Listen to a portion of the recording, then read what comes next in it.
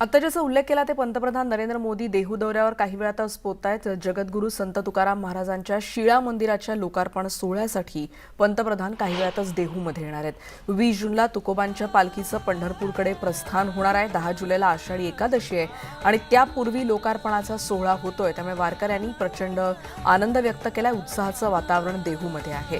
देहूमधला कार्यक्रम पार पडल्यानंतर पंतप्रधान मुंबईत दाखल होणार आहेत आणि इथे देखील महत्त्वाच्या कार्यक्रमात ते सहभागी होणार आहेत। राजभवनात जलभूषण या नव्यानं उभारण्यात आलेल्या राज्यपालांच्या निवासस्थानाची इमारत आणि स्वातंत्र्य सैनिकांच्या स्मरणार्थ उभारलेल्या संग्रहालयाचं देखील ते उद्घाटन करणार आहेत। हे कार्यक्रम पार पडल्यानंतर पंतप्रधान राजधानीकडे रवाना होणार आहेत।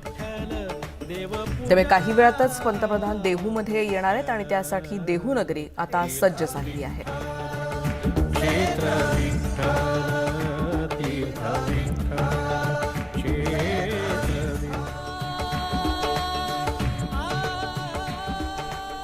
पंतप्रधानांनी आतापर्यंत अनेक धार्मिक स्थळांचा विकास केला आणि आता वारकऱ्यांची अपेक्षाही पंतप्रधान पूर्ण करतील असा विश्वास शिवेंद्रराजे भोसले यांनी व्यक्त केला। उत्साहानं सर्व वारकरी इथं आलेत आणि जी अपेक्षा पंतप्रधानांकडनं आहे, मोदीजींकडनं, त्या पूर्ण होतील। आज देशातले अनेक आपली धार्मिक स्थळं ही तिथं सुधारणा करण्याचं कामं पंतप्रधान मोदीजींच्या माध्यमातून यशस्वीरित्या झाली। म्हणजे नुसतं घोषणा झाल्या नाही की आज इथं येतात, देहूमध्ये येतात, आळंदीमध्ये, आम्हाला त्याचा अभिमान आहे। आणि जी वारकरी संप्रदायातल्या लोकांच्या अपेक्षा आहेत त्या नक्कीच पंतप्रधानांच्या माध्यमातून पूर्णत्वाला जातील। शिवेंद्रराजे भोसले यांनी आता व्यक्त केलेला आहे आणि एकीकडे पंतप्रधानांकडून ज्या अपेक्षा आहेत त्या पूर्ण होतील, त्याचबरोबर देहूमध्ये ते येत आहेत आणि त्याबद्दल देखील त्यांनी आनंद व्यक्त केलेला आहे। केवळ धार्मिक स्थळांची सुधारणा त्यांनी केली आणि घोषणा केली आहे, पण ते देहूत येत आहेत त्याचा मला अभिमान असल्याचं देखील आता शिवेंद्रराजे यांनी म्हटलंय। दुपारी 1:40 देहूमध्ये पंतप्रधानांचं आगमन होणार आहे। 14 टाळकरी प्रवेशद्वाराजवळ वारकरी त्यांचं स्वागत देखील करणार आहेत। विठ्ठल रुक्मिणीच्या मंदिरात जाऊन पंतप्रधान यावेळी दर्शन घेतील।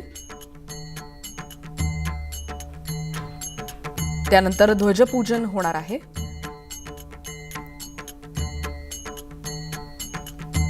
राम मंदिराचं देखील ते दर्शन घेणार आहेत।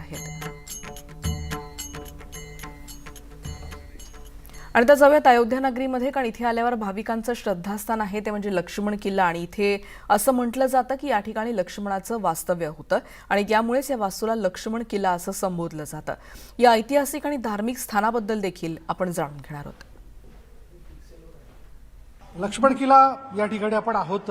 हे तसं बघायला गेलं तर अयोध्येचं एक प्रसिद्ध ठिकाण आहे आणि याविषयी आपण अधिक माहिती जाणून घेणार आहोत। सूर्यप्रकाश शरण महाराज आपल्या बरोबर आहेत। महाराज जय श्री राम। जय श्री राम। महाराज, पहले तो हम जानना चाहते हैं लक्ष्मण किला के बारे में। जी।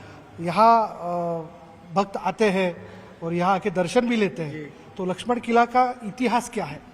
लक्ष्मण किला का इतिहास है, लक्ष्मण जी महाराज यहाँ पे निवास किया करते थे और भगवान राम के समय में लक्ष्मण कोट हुआ करता था और भगवान राम के साकेत जाते समय लक्ष्मण जी यहाँ पे सहस्त्र फनों में अपना शरीर यहीं पे साकेत गए थे यहीं से, तो ये लक्ष्मण किला जो है मंदिर बना।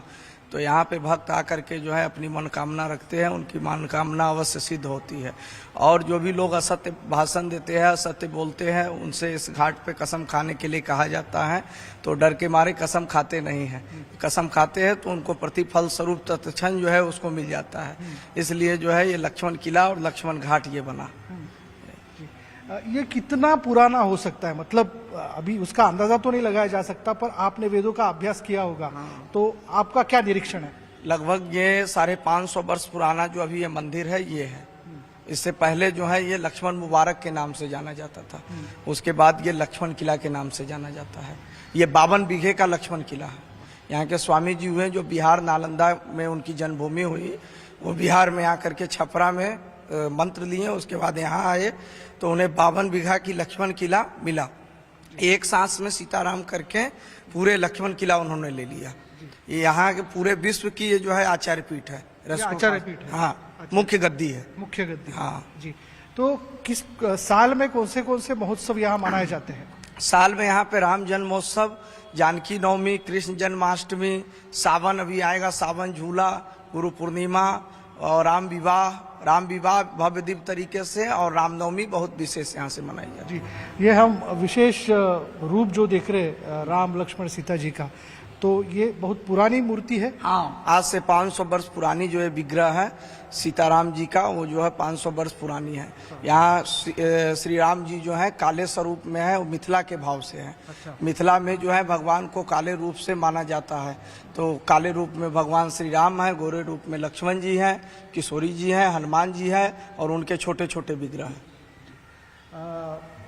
आप देख रहे हैं कि यहाँ बाकी महाराष्ट्र के मंत्रीगण भी आ रहे हैं, मतलब आदित्य जी यहाँ पे पधार रहे हैं, तो क्या आप स्वागत करते हैं उनका? हाँ, उनका बहुत बहुत स्वागत है अयोध्या में। और आज से पिछले वर्ष भी कुछ वर्ष पहले आए हुए थे, आदित्य जी आए थे, उद्धव ठाकरे जी आए हुए थे, उनकी पत्नी आई हुई थी, संजय राउत आए थे, और भी तमाम उस समय कार्यकर्ता उनके आए थे। फिर सरकार बनने के बाद भी यहाँ वो आए, फिर अभी आ रहे तो उनके पुत्र आ रहे हैं यहाँ पे, तो उनका बहुत बहुत स्वागत है। यहाँ मंदिर दर्शन करेंगे, महाराज जी का दर्शन करेंगे, सरयू आरती का दर्शन करेंगे, फिर जाएंगे। राम जी का आशीर्वाद है। हाँ, पूरा राम जी का आशीर्वाद। उन्होंने पहले मंदिर फिर सरकार का मुद्दा छेड़ा था, और उसमें वो सफल हो गए।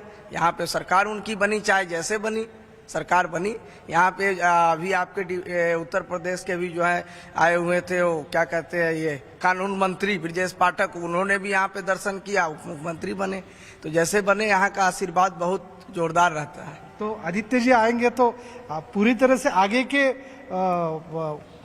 के उनके पद के लिए उन्हें आशीर्वाद। बिल्कुल बिल्कुल, पूरे आशीर्वाद रहेगा। आगे बढ़े, महाराष्ट्र में और अच्छी तरीके से शासन करे और ऊंचे शिखर पे जाए। जय श्रीराम। जय श्रीराम। तर असा हा लक्ष्मण किल्ल्याचा इतिहास जाणून घेत असताना त्यानिमित्ताने ज्या काही घडामोडी सध्या अयोध्येमध्ये घडणार आहेत त्याविषयी देखील आपण चर्चा करतो, त्याविषयीची मतं आपण जाणून घेतो। व्हिडिओ जर्नलिस्ट उमेश गोविलकरसह विशाल परदेशी, न्यूज 18 लोकमत, अयोध्या। त्यामुळे आदित्य ठाकरे आता अयोध्या दौऱ्यावर जात आहेत, त्या पार्श्वभूमीवर इथल्या सगळ्या स्थानांचा हा सगळा आढावा आमचे प्रतिनिधी घेतात। बघूयात पुढची बातमी। नॅशनल हेराल्डमधल्या काँग्रेस प्रकरणामध्ये काँग्रेस नेते राहुल गांधी यांची आज पुन्हा एकदा चौकशी केली जाणार आहे। राहुल गांधींची सोमवारी 8.5 तास ईडीकडून चौकशी झाली आणि यामध्ये पहिल्या सत्रात 3 तास आणि दुसऱ्या सत्रात 5.5 तास चौकशी झाली। पण आज पुन्हा एकदा राहुल गांधी यांना चौकशीसाठी बोलावण्यात आलंय, त्यामुळे काँग्रेस कार्यकर्ते चांगलेच आक्रमक झालेत। चौकशीला जाण्याआधी राहुल गांधींनी काँग्रेसच्या नेते मंडळींची चर्चा केली असं कळतंय।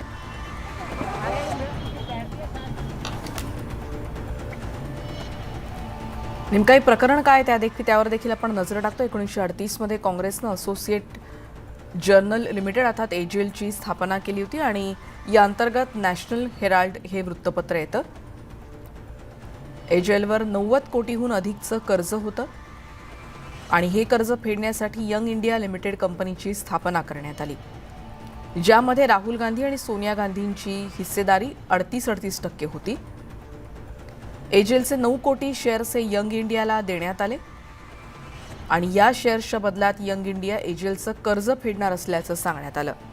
देशातल्या मोक्याच्या जागांवर कमी किमतीमध्ये यासाठी ऑफिसेससाठी जागा घेण्यात आल्या, ज्याच्यामध्ये मुंबई आणि दिल्लीमधल्या शहरातल्या महत्त्वाच्या शहरातल्या मोक्याच्या जागांचं भाडं एजेलला मिळत होतं।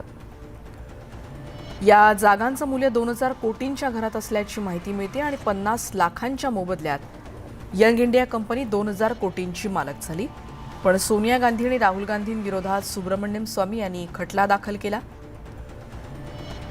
गांधी कुटुंबाकडून नॅशनल हेराल्डच्या संपत्तीचा गैरवापर केल्याचा आरोप सुब्रमण्यम स्वामी यांनी केला होता। मोतीलाल वोरा, ऑस्कर फर्नांडिस आणि सॅम पित्रोदा हे देखील यामध्ये आरोपी आहेत। 26 जून 2014ला मेट्रोपॉलिटन मॅजिस्ट्रेटकडून या संदर्भातलं समन जारी करण्यात आलं। 1 ऑगस्ट 2014ला ईडीकडून या संदर्भात पैशाच्या अफरातफरीचा गुन्हा दाखल झाला। अशा या सगळ्या संदर्भात आज पुन्हा एकदा त्यांची चौकशी होईल असं म्हटलं जात आहे।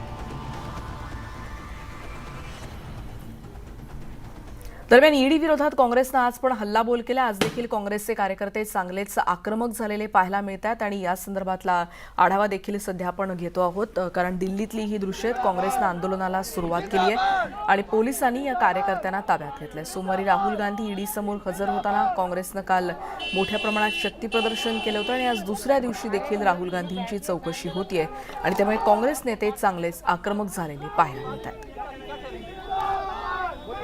वो बार बार नफरत फैलाएंगे, हम प्रेम का संदेश देंगे। वो महंगाई बढ़ाएंगे, हम सवाल पूछेंगे। वो बेरोजगारी फैलाएंगे, हम उन्हें कटघरे में खड़ा करते जाएंगे। वो नफरत फैलाएंगे, नफरत के बीज बोते जाएंगे, हम उनसे प्रेम का सवाल पूछते जाएंगे।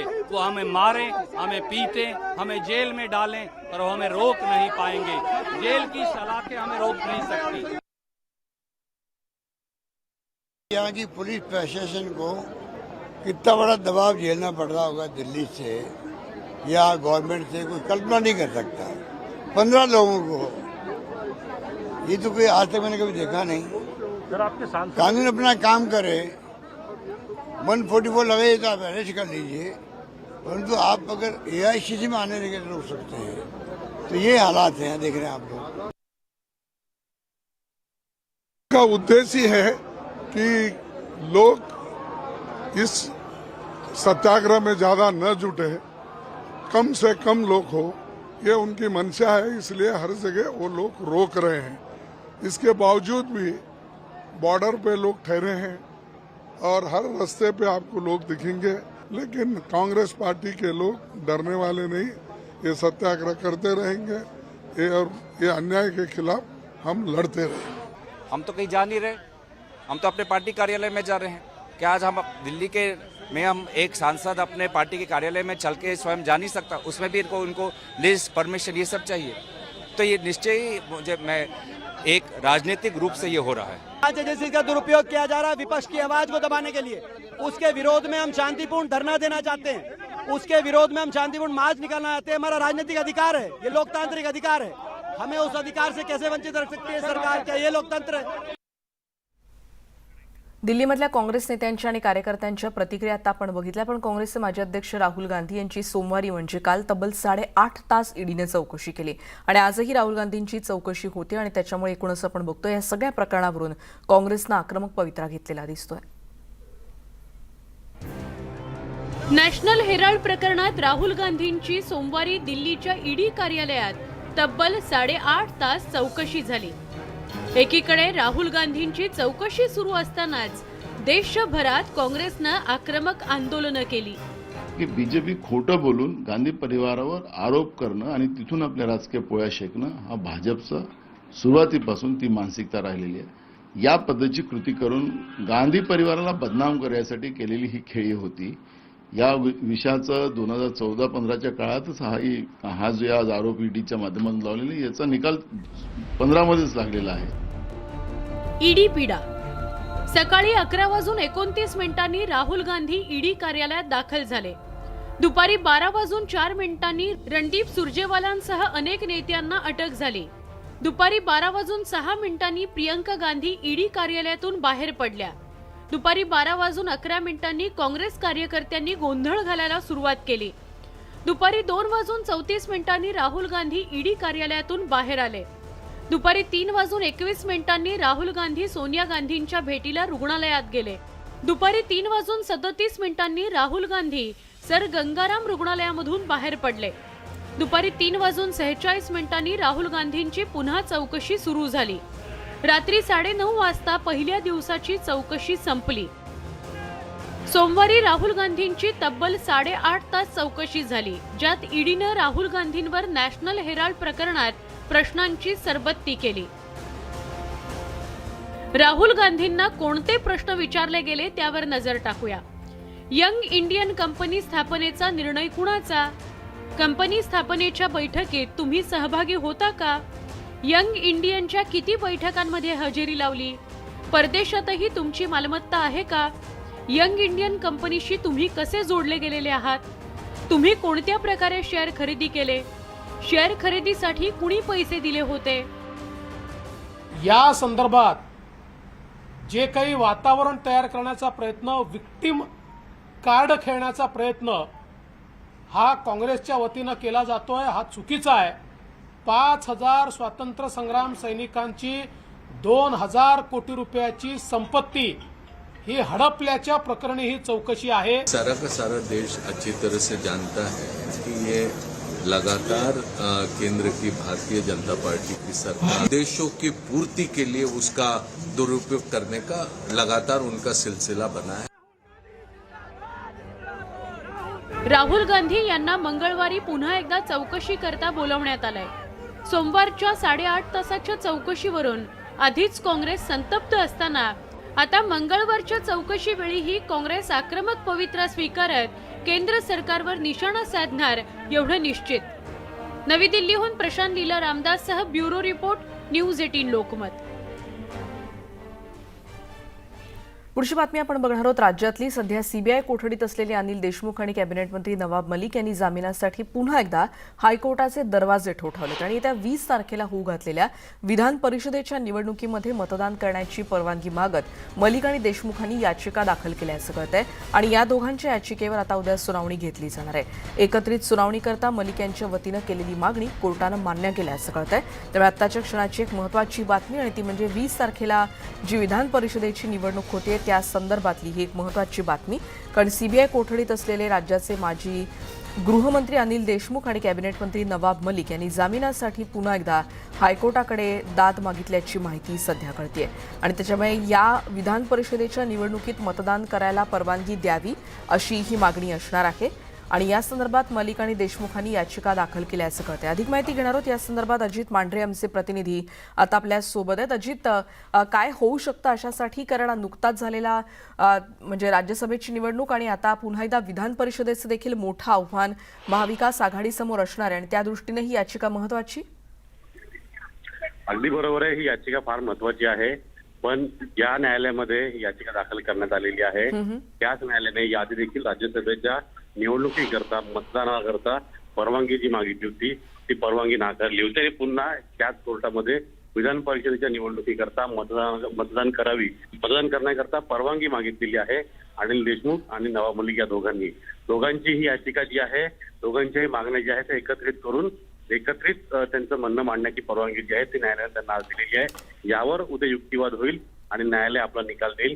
पण ज्या पद्धतीनं राज्यसभा निवडणुकीच्या वेळी मतदान करण्याकरता अधिकार आहे आणि त्याच पद्धतीनं ती मागणी करत या दोघांनी अर्ज केले होते मुंबई सत्र न्यायालयामध्ये, तिथून फेटाळण्यात आले आणि त्यानंतर न्यायमूर्ती प्रशांत नाईक असतील, त्यानंतर न्यायमूर्ती भारती डांगरे मॅडम असतील, या दोन्ही कोर्टामध्ये देखील तेच झालं.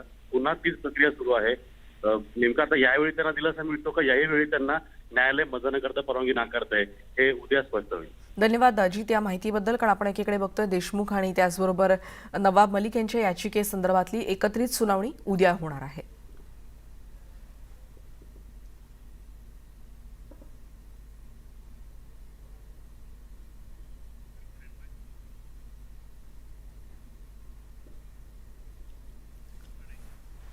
पुढची बातमी आपण बघणार आहोत. गेल्या काही दिवसांपासून चर्चेत असलेल्या मोहम्मद पैगंबर अवमान प्रकरणावरून देशभरात राजकीय वातावरण तापलेलं आहे आणि याच पार्श्वभूमीवर देशभरात अनेक महत्त्वाच्या सरकारी आणि खाजगी वेबसाईट्सवर आता हॅकर्सकडून हल्ले केले जात आहेत आणि त्यातच ठाणे पोलिसांच्या वेबसाईटचा देखील यात समावेश झालाय.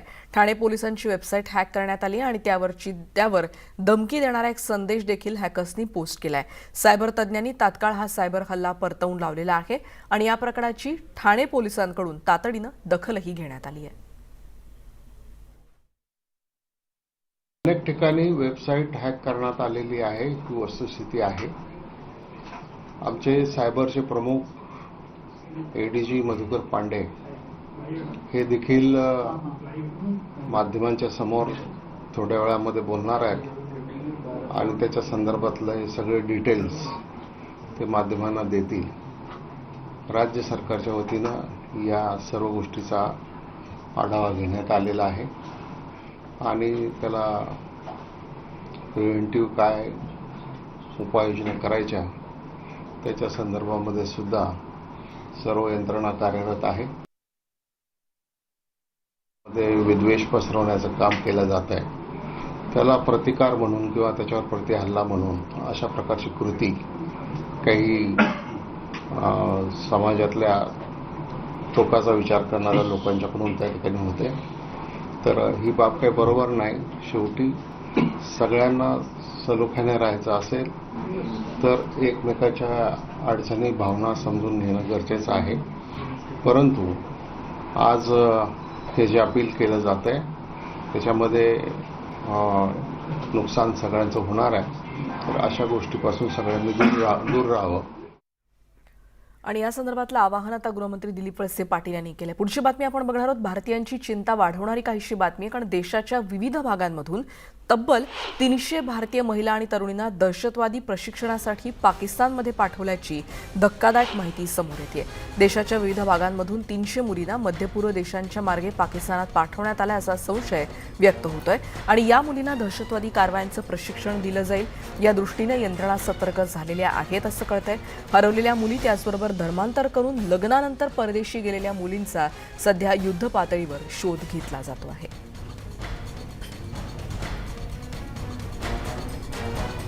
आणि यानंतर एक ब्रेक घेऊन आपण इतरही बातम्यांचं पुन्हा भेटणार आहोत. पहा फक्त मुद्दा महाराष्ट्राचा.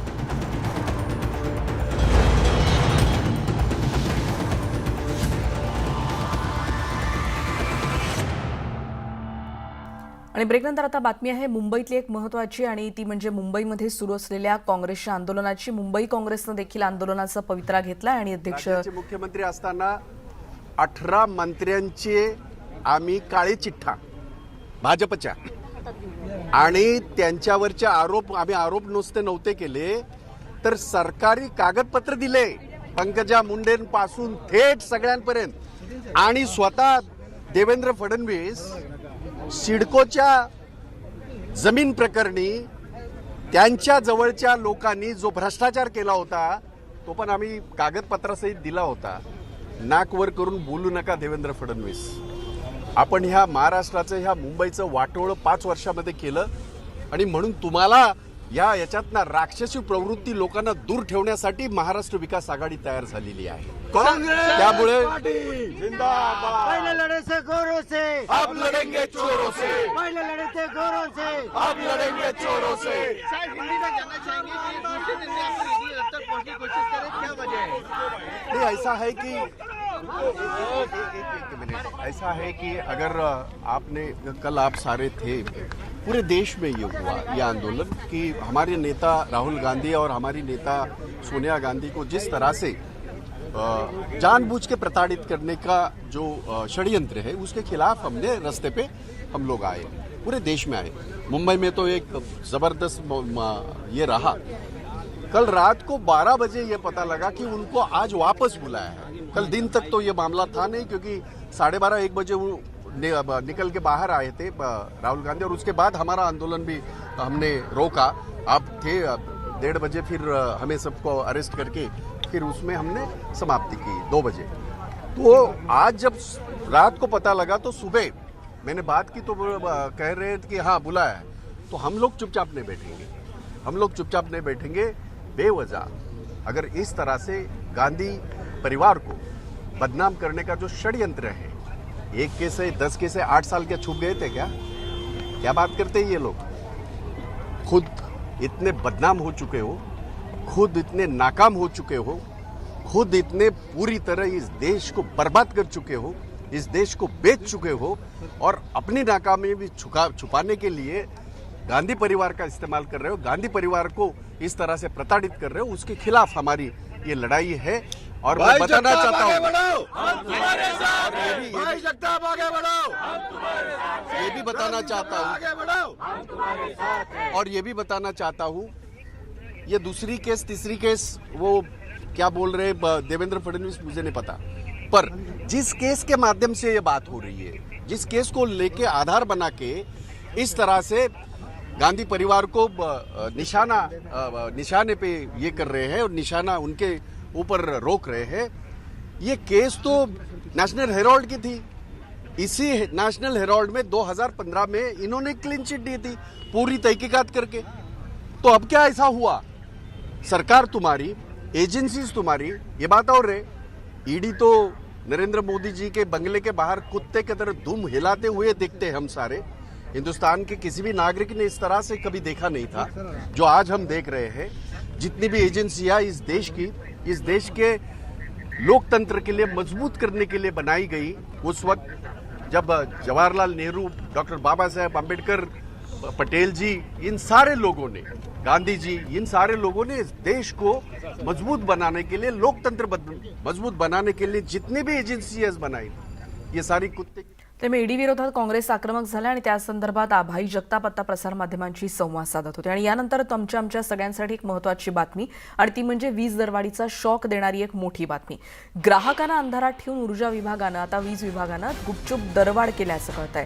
यामध्ये 5 पैसे ते 25 पैसे प्रति युनिटनं आता वीज महाग झाली याची माहिती कळते आणि त्याच्यामध्ये इंधन समायोजनाचं कारण दिलं जात आहे. ग्राहकांना मात्र याबद्दल कुठलीही माहिती देण्यात आलेली नाही आणि या संदर्भात महावितरणकडून इंधन समायोजन शुल्क हे 2020 पर्यंत प्रत्येक महिन्याला वसूल केलं जात होतं, पण तरी देखील 2 वर्षांपूर्वी हे शुल्क बाद करण्यात आलं होतं. पण कोळसा संकटामुळे राज्यात विजेचं भीषण संकट निर्माण झालं आणि त्यानंतर पुरवठ्यासाठी महागडी वीज घ्यावी लागली आणि महावितरण आता FC शुल्क वसूल करायला सुरुवात करत आहे.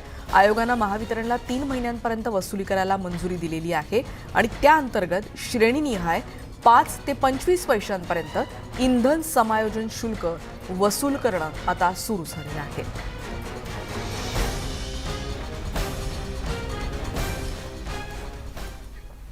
पुढची बातमी आहे. इलेक्ट्रिक बाईक्सना आग लागण्याच्या घटना वारंवार घडत असतात. घडताना आपण पाहतोय, पण तरी देखील या वाहनांच्या मागणीत अजिबात घट झालेली दिसत नाही. या वाहनांसाठी सध्या ग्राहकांना 45 ते 60 दिवस वाट पाहावी लागते. आगीच्या घटनांमुळे विक्रीवर परिणाम झालेला असला तरी मागणी अजूनही कायम असल्याचं कळतंय. चालू आर्थिक वर्षात 8 ते 9 लाख इलेक्ट्रिक वाहनांच्या विक्रीचा अंदाज society of manufacturers of electric व्हेकल्सनं व्यक्त केलाय. आतापर्यंत 3,40,000 इलेक्ट्रिक वाहनांची विक्री नोंदवण्यात आली आहे. पेट्रोलची किंमत सातत्यानं वाढते आणि त्यामुळे नागरिकांचा कल हा आता इलेक्ट्रिक वाहन खरेदीकडे असणार आहे असं दिसतंय.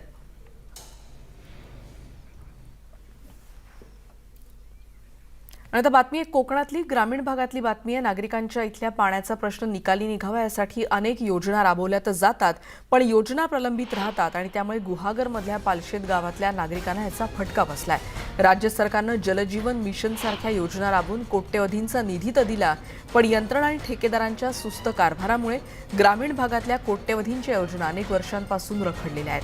पालशेत गावातली दृश्य आपण बघतोय, कारण इथे स्थानिक पुढाकारांच्या प्रयत्नातून 2016 मध्ये 7,27,00,000ची योजना मंजूर झाली, पण तब्बल 6 वर्षांपासून ही योजना प्रलंबितच आहे आणि प्रशासनाच्या या अजब कारभारामुळे पालशेतच्या गावकऱ्यांना याचा त्रास सहन करावा लागतोय.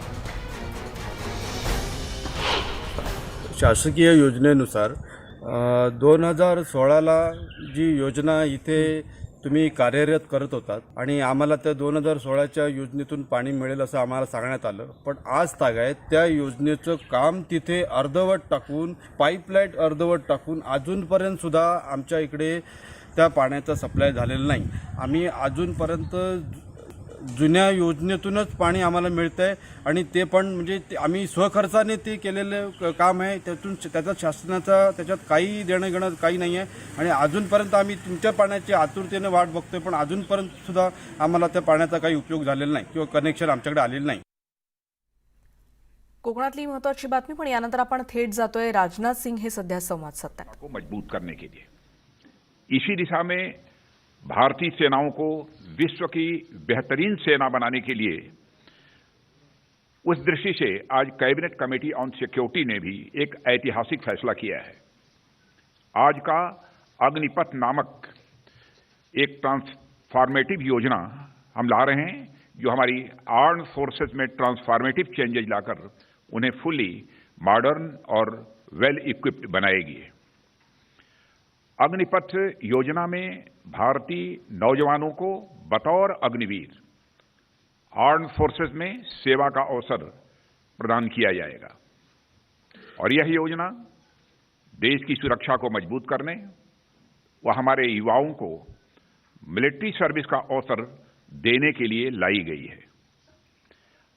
आप सब मेरी इस बात से जरूर सहमत होंगे कि संपूर्ण राष्ट्र, खासतौर पर हमारे नौजवान आर्म्ड फोर्सेस को सम्मान के नजरिए से देखते हैं. अपने जीवन काल में कभी न कभी प्रत्येक बच्चा सेना की वर्दी धारण करने की वह तमन्ना रखता है. अग्निपथ योजना के अंतर्गत यह प्रयास किया जा रहा है कि इंडियन आर्म्ड फोर्सेस का प्रोफाइल पूरी तरह से यूथफुल हो. यूथफुल प्रोफाइल से यह फायदा भी होगा कि उन्हें नई नई टेक्नोलॉजीज के लिए आसानी से ट्रेन किया जा सकेगा और उनकी हेल्थ और फिटनेस का लेवल भी काफी बेहतर होगा। साथियों, इस अग्निपथ योजना से एम्प्लॉयमेंट अपॉर्चुनिटीज बढ़ेंगी और अग्निवीर सेवा के दौरान अर्जित स्किल्स एवं एक्सपीरियंस उन्हें विभिन्न क्षेत्रों में एम्प्लॉयमेंट भी प्राप्त कराएगा और इससे भारतीय अर्थव्यवस्था को भी हायर स्किल्ड वर्कफोर्स की उपलब्धता होगी, जो प्रोडक्टिविटी गेन और ओवरऑल जीडीपी ग्रोथ में सहायक होगी। अग्निवीरों के लिए एक अच्छी पे पैकेज, 4 साल की सेवा के बाद एग्जिट पर सेवा निधि पैकेज एवं एक liberal death end disability package की भी व्यवस्था की गई है।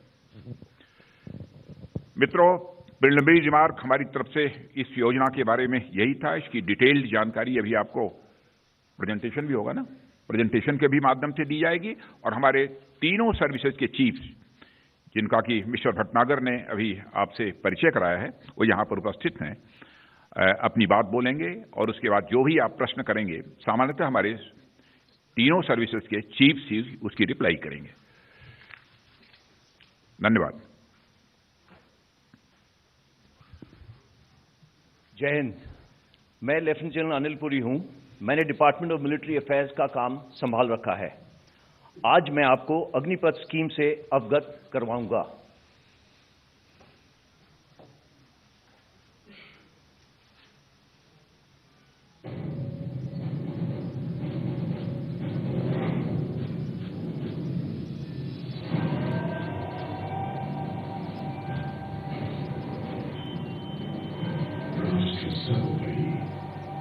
देश की हो जिसकी पहचान,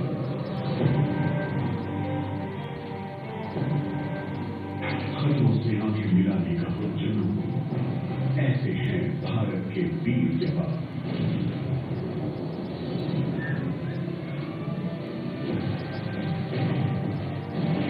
एक फौलादी जज्बों को देती है सेना एक नई पहचान। दे देश को अपने 4 साल सीना तान संकल्प कर।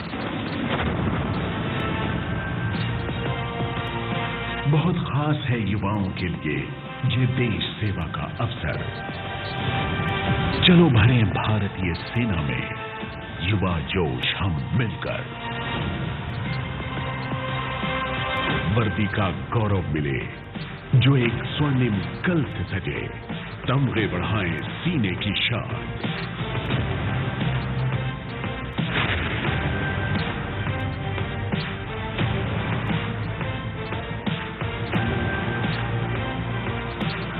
शूरवीर योद्धा हमारे भरे आत्मनिर्भरता की उड़ान।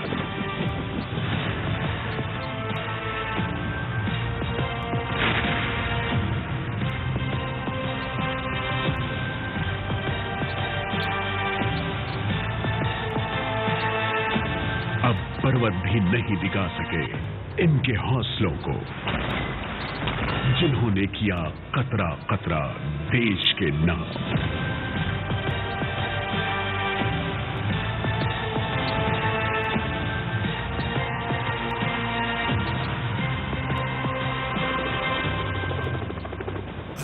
वीर बने।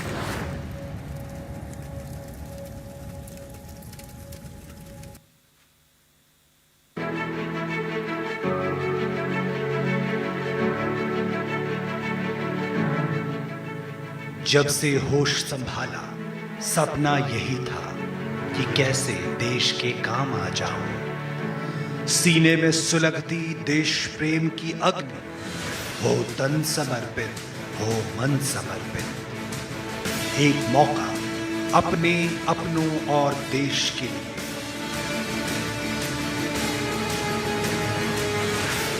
चौखट के बाहर कर रहा इंतजार, गर्व से भरा एक उज्जवल भविष्य, एक अग्निपथ।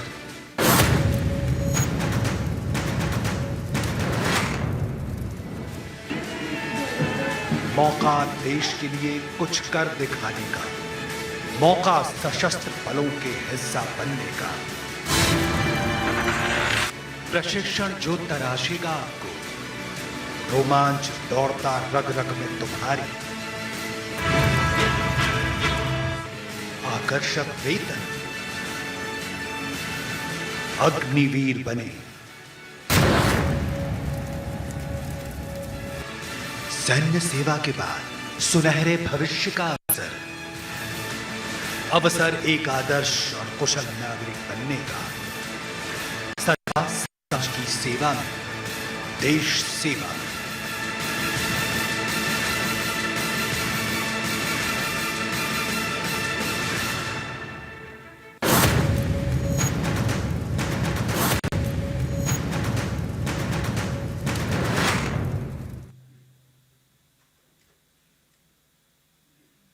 नीड और नेसेसिटी के आधार पर हमने भारतीय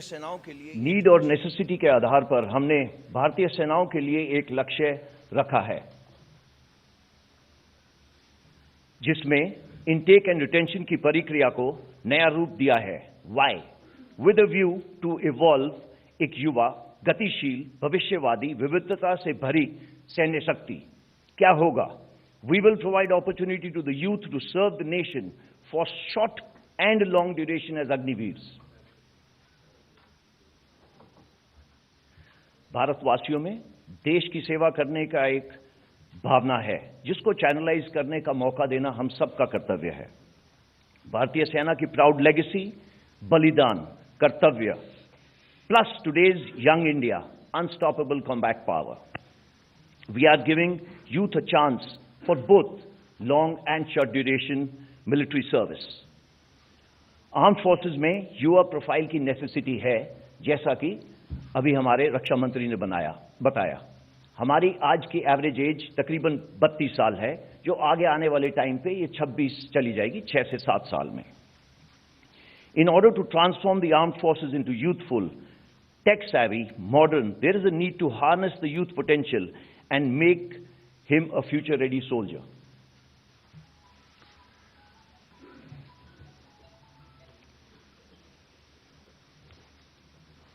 अग्निवीर इस फ्यूचर रेडी सोल्जर का हिस्सा होगा। अग्निवीर भारत का युवा रक्षक होगा। त्यामुळे सैन्यामधल्या भरतीसाठी सगळ्यात महत्त्वाच्या अशा अग्निपथ योजनेची घोषणा आता राजनाथ सिंग यांच्या उपस्थितीत, केंद्रीय संरक्षण मंत्री राजनाथ सिंग यांच्या उपस्थितीत करण्यात आली आणि या संदर्भात माहिती देण्यात आली कशा पद्धतीनं युवकांना देखील यामध्ये मोठ्या प्रमाणात संधी उपलब्ध आहेत याविषयीचं प्रेझेंटेशन देखील आता सादर करण्यात येत आहे। यानंतर एक ब्रेक घेऊन इतर बातम्यांचा पुन्हा भेटूयात। पहा फक्त न्यूज 18।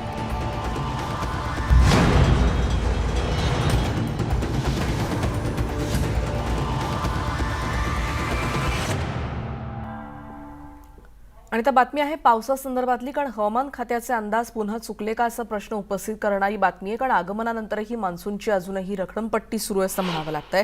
धोक्याचा इशारा असूनही मुंबईत मात्र अजून म्हणावा तसा पाऊस पडलेला नाहीच आणि येलो अलर्ट असूनही पाऊस नाही। त्यामुळे मान्सून एकीकडे राज्यात जरी सर्वदूर पोहोचलेला असला असं म्हटलं जात असलं, विदर्भ मराठवाड्यातही वादळी पावसाचा इशारा आहे। काही दिवसांच्या विश्रांतीनंतर मान्सूनची वाटचाल वेगवान होणार का असा प्रश्न यामुळे उपस्थित होतो आहे।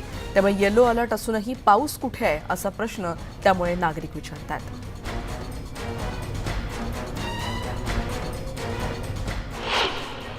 पाऊस देखील कमी झालेला आहे, फार कमी झालेला आहे, बऱ्याच ठिकाणी झालेलाच नाही आहे, ही वस्तुस्थिती आहे। आणि दुसरीकडं पुन्हा जेव्हा मान्सून सुरू झाला, मान्सूनचं आगमन झालं, त्यानंतर मात्र काही प्रमाणात मान्सून पुढं वेगाने सरकत नव्हता आणि सरकण्यामध्ये अडचणी होत्या आणि ते मुख्य होत्या मुख्यत्वे करून हवेच्या दाबाच्या। हवेचे दाब अधिक राहिल्यामुळं मान्सूनची प्रगती होऊ शकली नाही आणि ज्या प्रमाणात व्हायला पाहिजे त्या प्रमाणात झाली नाही।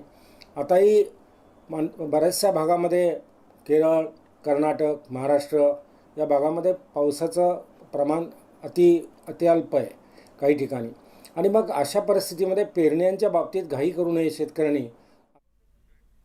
आणि या संदर्भातल्या आणखी एक बातमी आपण बघणार आहोत। कोकणातल्या शेतकऱ्यांची चिंता वाढवणारी अशासाठी, कारण 2 आठवड्यांपूर्वी रत्नागिरीमध्ये मान्सून दाखल झाला, काही दिवस पाऊस पडला देखील, पण गेल्या 4 दिवसापासून पावसानं दडी मारली आहे। त्यामुळे रत्नागिरी जिल्ह्यातला भातशेती करणारा बळीराजा आता हवालदिल झालाय।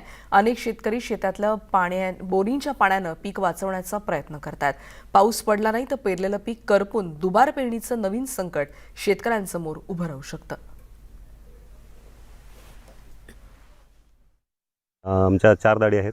गेल्या वर्षी पाऊस असं मुबलक प्रमाणात झाले ते अतिवृष्टी झाली आणि आता ह्या वर्षी आम्ही रोहिणी निघाल्यावर बाजारातून सुधारित बियाणं आणून जी दाडी पेरलेले आहेत त्यांचे आता वाफे रुजून वरती आलेत, पण त्यांना पाहिजे तेवढं प्रमाणात पाणी न मिळाल्यामुळे ते आता सुकून आणि मरून जायची वेळ आलेली आहे. आमच्यावर आता ही पुन्हा जर पाऊस नाही पडला तर दुबार पेरणीची वेळ येईल. बियाणं पेरलेलं आहे त्याला पाणी नाही मिळत, काय नाही, त्यामुळे जरा उशीर झाला आहे पावसाला, त्यामुळे भरपूर शेतकऱ्यांचे हाल झालेले आहेत. 2 दिवस पाऊस पडला आहे, तो पण शेतीला न पुरवल्यासारखा पाणी आहे.